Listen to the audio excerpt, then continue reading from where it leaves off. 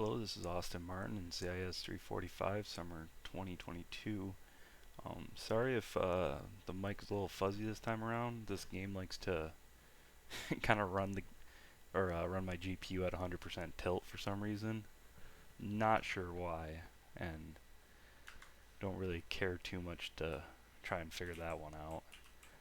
So here we are, the Pirate's Treasure. You can see up in the top left, I tried to kill Magmarock. I did a little bit of work on that first, but figured I would take a break from it and continue with this one.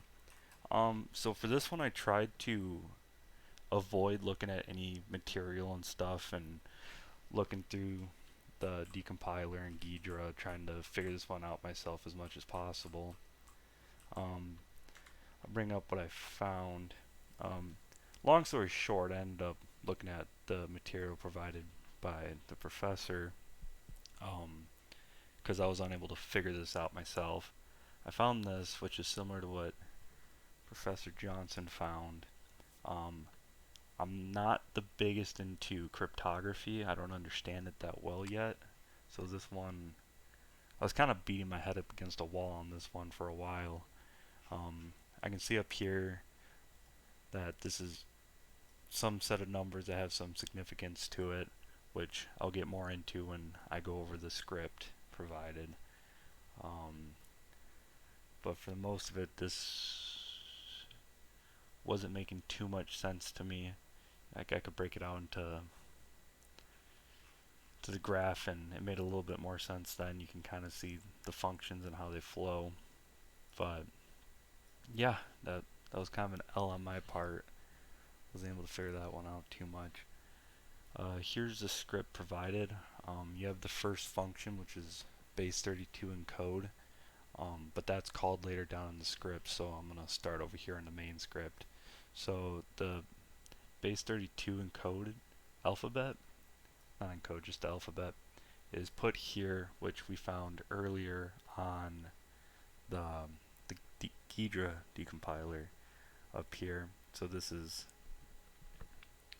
the numbers that loops through to generate the code, or numbers and letters to loop through the code. And then here's the byte array for Pawn Adventure 3.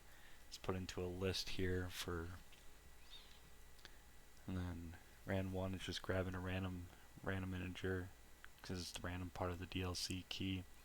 I ran this solo just to kind of see what it was actually doing in Python, and I was getting like a random number around the 5-digit range, I believe.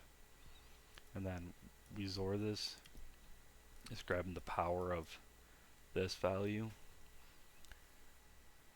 and then we're adding the XORed to bytes 4, and it's putting in big endian first, and we're just adding that to the byte array we have up here. And then we have the encryption. This part's supposed to be hard coded, I believe, but I couldn't find this portion in the Ghidra decompiler to cross-reference and see that. And then over here, we're making a new variable, rand1 bytes, and that's equaling to rand1 dot 2 bytes for, and it's ordering it in little endian. And then we got buffer1, which is taking a byte array of RSA encrypted to bytes, so it's taking this and converting it to bytes, and then it's ordering it in little endian style. And then buffer1, we're grabbing the 11th character in the array, and I forget what this means in Python. I think it's just, cause it's not like in Bash where it pipes.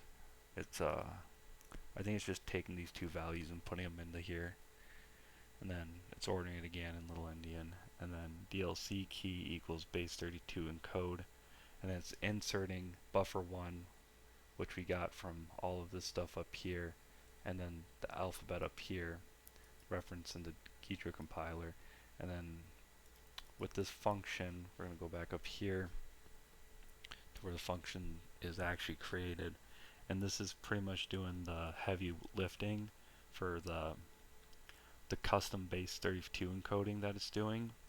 So it's going through while bits are less than the length s. So s would be buffer 1. So whatever this value is times 8, it'll run through all these. So encoded plus equals alphabet s, which again is buffer 1, whatever this value is. And it's grabbing the integer from here, and this byte, I'm not entirely sure what this represents, this portion up here. And then it's adding 5 to the bits, and then it's making a check with an if statement if bits is greater than this length as referenced up here, break, and then it goes to the next one. And it continues this until this condition is met, and then it returns encoded. So that's pretty much what that's doing over here. And then for character and DLC key, checksum plus equals v32 alphabet dot find character.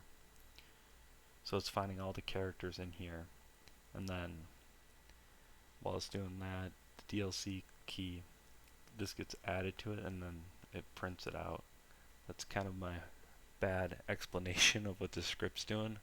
I'm not the most versed in Python, so this one was a little bit of a challenge for me to kind of decipher for you, and with encryption in general. And then it prints out the DLC key over here, and then the main function's called at the bottom. Up here we have Flag of the Pirate, so challenge is completed through there. And yeah, that's about it.